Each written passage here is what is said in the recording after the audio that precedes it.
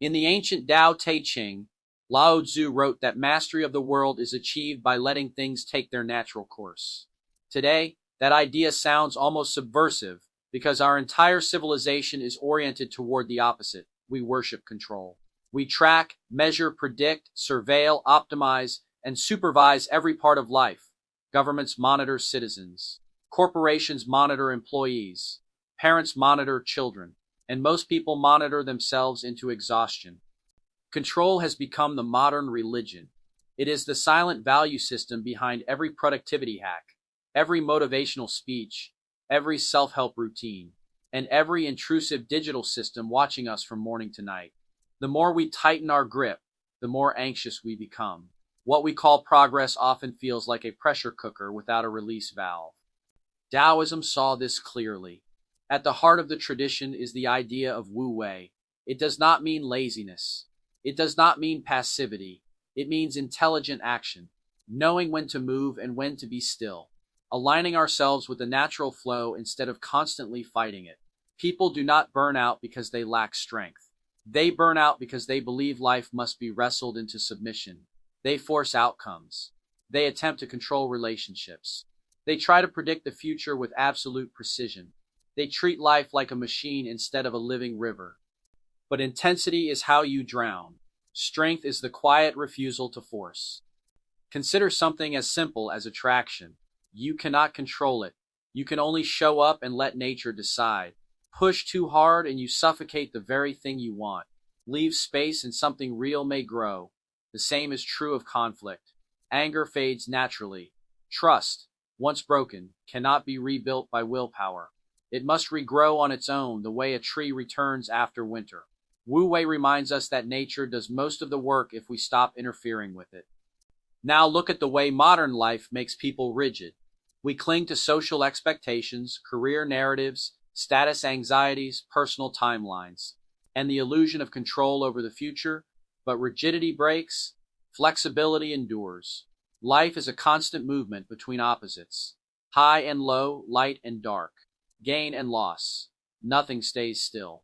Yet many people cling to the rocks in the river, terrified to let go, trapped by the belief that stability comes from resisting change. The result is exhaustion, anxiety, a sense of being stuck while life moves past them. In Taoism, softness is not weakness. It is intelligence. The living are flexible, the dead are rigid. Water flows around obstacles. It adapts. It does not insist on a specific shape, and that is why it endures. The river does not grip anything, yet it wears down mountains. This same principle applies to our obsessions with outcomes. The more we fixate on the future, the more we paralyze ourselves in the present.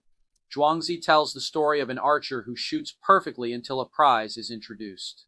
When he shoots for a clay pot, he does well. When the prize is bronze, he becomes cautious.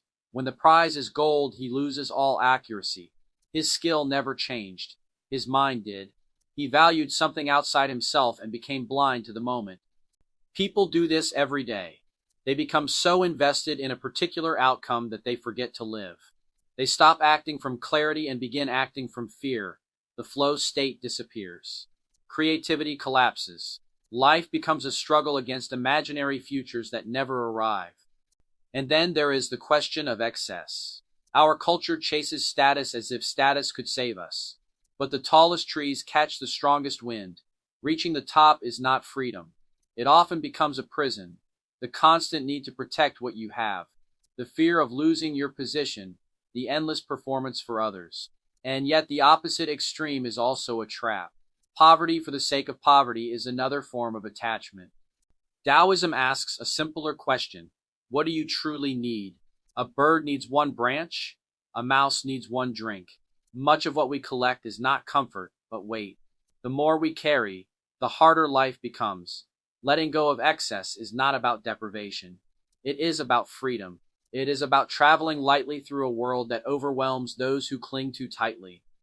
When we stop forcing life, we stop fighting the river. We move with it.